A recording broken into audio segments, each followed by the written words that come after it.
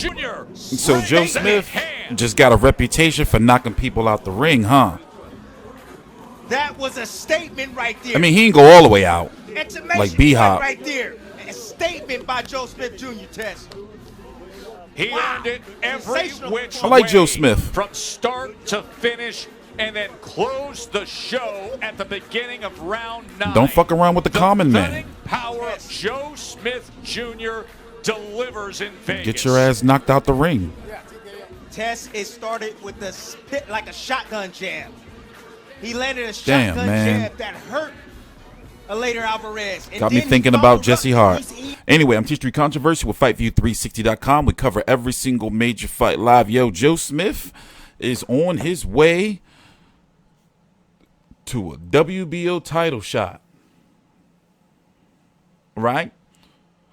So who does he fight? He fights Umar Salamov and Maxim Vlasov, winner or whatever, and supposedly there's an issue with one or both of those fighters because of COVID. Whatever the case is, he's on his way to a title shot. And then, unfortunately, if he wins, he's going to have to run into Artur Beterbiev. By the way, what's going on with Dmitry Bivol? Anybody know what's going on with him down in the chat? Any news? I'm TstreeT Controversy with FightView360.com. Please subscribe. Let's go full screen. Ooh. Ooh, he ate that. Ooh. Oh. Clearest shot that he threw to the chin of Alvarez right there. Didn't load up. Yowzers. Let it go. And because Alvarez is sitting right in front of Joe Smith and hasn't really posed much of an offensive, problem for Smith. Smith felt well, like I'm glad he didn't fall out the ring. And then later he's been taking punishment all night. That shot may not have knocked Alvarez out in the first round or the first couple rounds. But when you beat on a tree, you hit it in that sweet spot, right at that moment, then the tree falls down. And he's just down there chilling. Eleider Alvarez. You said it, Dre. Straight right, as straight as right hand he threw all night long. Yes, he did. He disguised that right hand with that jab. Disguised it. Came straight down the middle. He's down there chilling. Eleider Alvarez never saw that punch coming. That's why it hurt him, ladies and gentlemen. But at the same time, it was a jab beforehand. Both guys look at him. Oh, no, bro. You're not supposed to be chilling down there. Both guys landed a Why put his hands behind his head? Like, yeah. Oh, shit. Look, he up.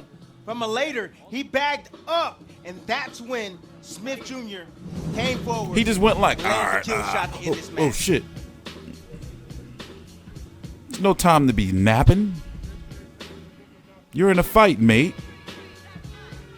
Excellent evening for Joe Smith Jr. And what a way to close it. Let's make it official with Mark Chinook.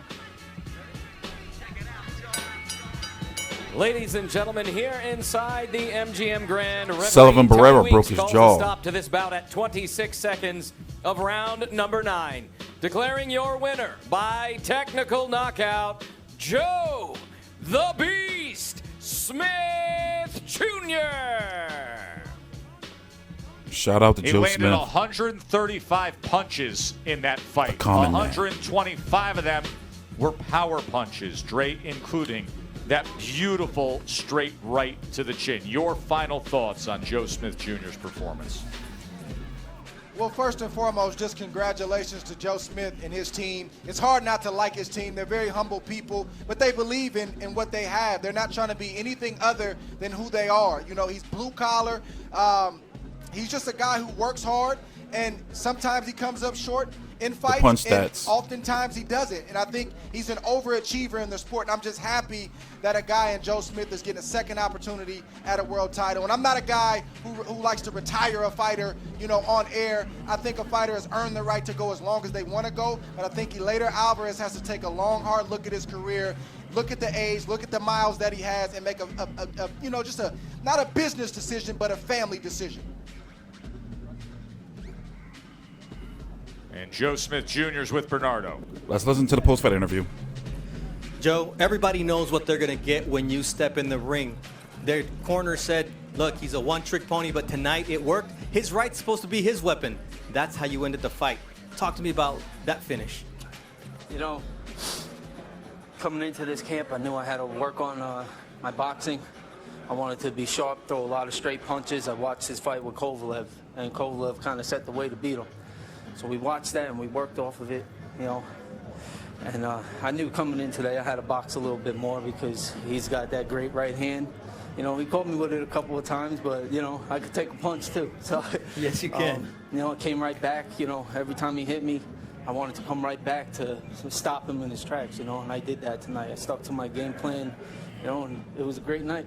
You mentioned the Rosinski win, then the Fonfara win, and then the Hopkins win, how they changed your life. How satisfying was this knockout? I feel, you know, this one's a big one, man. I really needed it, you know, and I wanted to prove that I'm not just a knockout guy, you know. I got the boxing ability too, and I showed that tonight, and then got the knockout. So it was great. You've got your first chance at a world title before. Now this fight sets you up to face the winner of Salamov and Vlasov. What would be different in your second world title opportunity? I'm just gonna be more prepared. You know, I'm gonna stay more focused and just in the gym. You know, you got to work hard every day, and you know, like I said, I got a lot more experience now, and I feel I'm ready for a second shot, and I'm gonna bring it home. Big night tonight. Congratulations on the win, Joe. Send it back to you guys. Thank you, Bernardo. That was a great night for Joe Smith Jr. And you can see how much. Yeah, man. Shout out to Joe Smith, man. Shout out to Joe Smith.